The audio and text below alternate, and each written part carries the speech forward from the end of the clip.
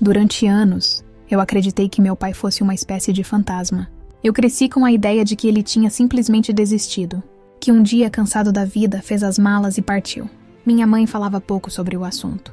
Dizia que ele tinha se perdido de si mesmo. E quando eu perguntava se ele ainda me amava, ela respondia com um olhar desviado e uma frase curta. Claro que sim, do jeito dele. Esse do jeito dele me acompanhou como uma sentença. Eu não sabia exatamente o que significava amar do jeito dele. Como o amor abandona e vai embora, não escreve cartas, não se preocupa como estou e não segura na minha mão, não me protege dos perigos. Na escola, os outros pais apareciam nas apresentações, filmando com seus celulares. Eu ficava ali, sorrindo forçado, tentando parecer natural. Quando a professora perguntava por que meu pai, não tinha vindo, eu inventava desculpas. Dizia que ele viajava a trabalho, que morava longe, que estava doente. Eu aprendi cedo a criar histórias para esconder o que doía. A verdade é que o silêncio dele se tornou o som de fundo da minha vida. Eu o ouvia em cada ausência, em cada promessa não cumprida, em cada conversa interrompida por medo. Na adolescência, transformei essa falta em orgulho. Eu dizia que não precisava de ninguém, que eu me bastava. Mas no fundo, bastar-se era apenas outra forma de se proteger. Lembro da primeira vez que pensei em procurá-lo. Eu tinha 17 anos. Peguei um ônibus até a cidade onde ele morava. Tinha o endereço anotado num papel amassado, que guardei no bolso durante todo o caminho. Chovia. A janela do ônibus estava embaçada, e eu desenhava formas com o dedo, tentando controlar o nervosismo. Quando cheguei, fiquei parada diante da casa. Não bati, não tive coragem. Fiquei ali por uns 20 minutos, imaginando o que diria se ele abrisse a porta. Depois voltei para o terminal e peguei o próximo ônibus de volta. Nunca contei isso para ninguém. Mas naquele dia, pela primeira vez, senti raiva. Uma raiva funda, sem grito, sem lágrima. A raiva de não ter sido escolhida. Os anos passaram. Fiz faculdade, me formei e construí uma vida estável. Aprendi a ser competente, organizada, racional. Mas havia sempre uma fissura. Uma sensação de que algo essencial estava faltando. Como se o alicerce tivesse uma trinca invisível. Por muito tempo, achei que o problema era o amor. Que eu não sabia amar ou que amava demais. Depois percebi que o problema era o silêncio. Eu tinha aprendido a amar como ele, em silêncio, à distância, com medo de ser percebida demais. Foi só quando comecei a fazer terapia que ouvi pela primeira vez a expressão herança emocional. A terapeuta perguntou: "Você já se deu conta de que pode estar repetindo o silêncio do seu pai?" Aquilo me atravessou.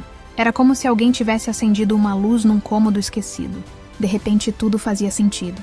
O medo de pedir ajuda, o desconforto em receber afeto, a mania de resolver tudo sozinha. Era o silêncio dele, vivendo dentro de mim. Demorei meses para aceitar isso. Era mais fácil culpar do que compreender. Mas um dia, cansada de carregar essa ausência como quem carrega uma pedra no peito, decidi escrever, para organizar o que sentia. E foi assim que esta carta começou. Pai, hoje eu queria te contar o que nunca tive coragem de dizer. Que o seu silêncio doeu. Doía quando eu voltava da escola e via as outras crianças correndo para os braços dos pais. Doía quando eu tentava lembrar da sua voz. E ela já não vinha com nitidez. Doía quando minha mãe dizia que eu tinha o seu olhar. E eu não sabia se isso era bom ou ruim. Eu tentava imaginar o som da sua risada. Será que era alta? Será que você ria de verdade ou apenas sorria de canto, como eu? Eu nunca soube. E essa incerteza virou parte da minha pele. Houve noites em que eu me deitava imaginando você entrando no meu quarto. Você me cobriria, perguntaria como foi o dia, talvez me contasse uma história. Mas em vez disso, o que eu ouvia era o som distante dos carros passando na rua, o barulho do vento batendo nas janelas. E o silêncio, sempre o silêncio.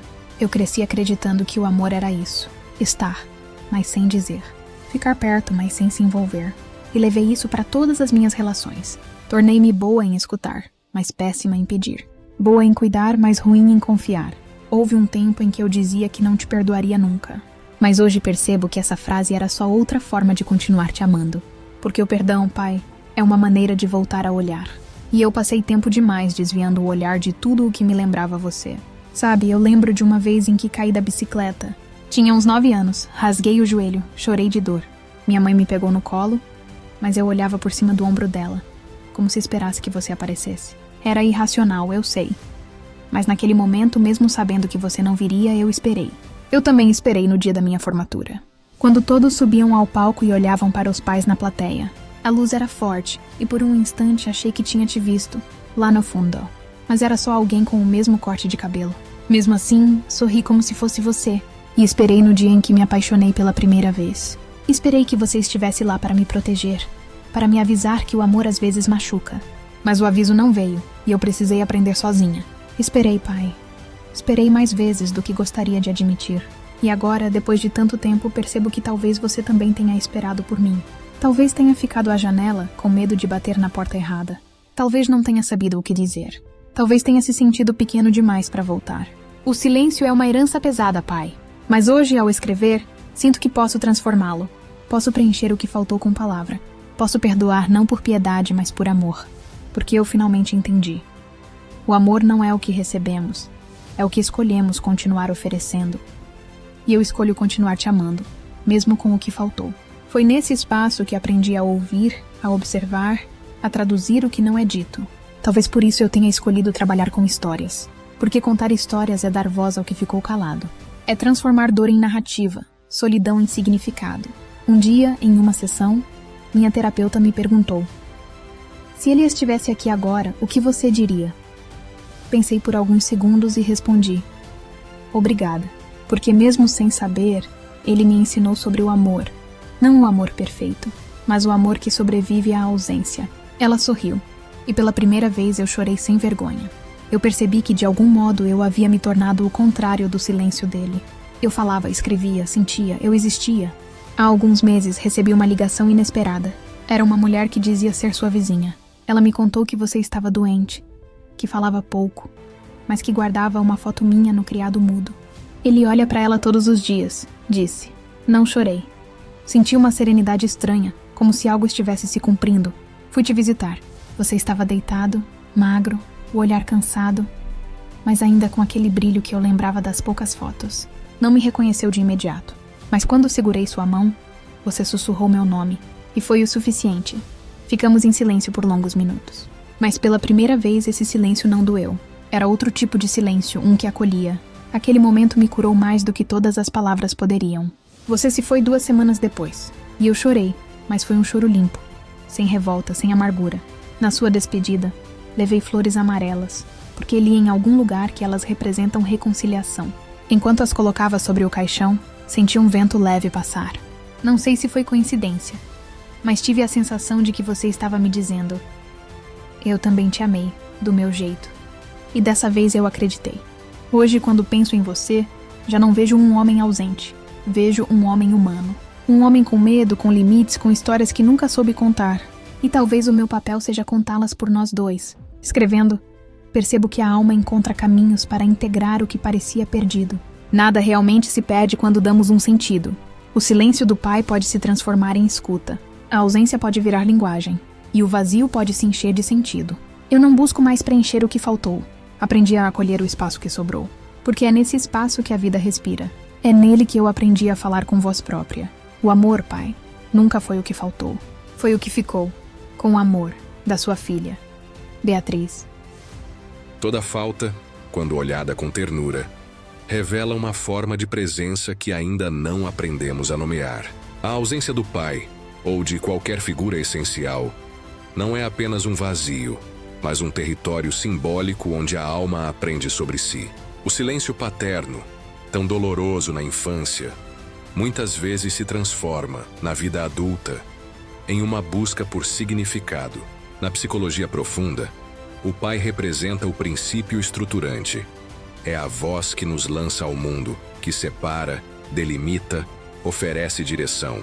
Quando essa presença falha, o psiquismo precisa encontrar novas formas de construir um eixo.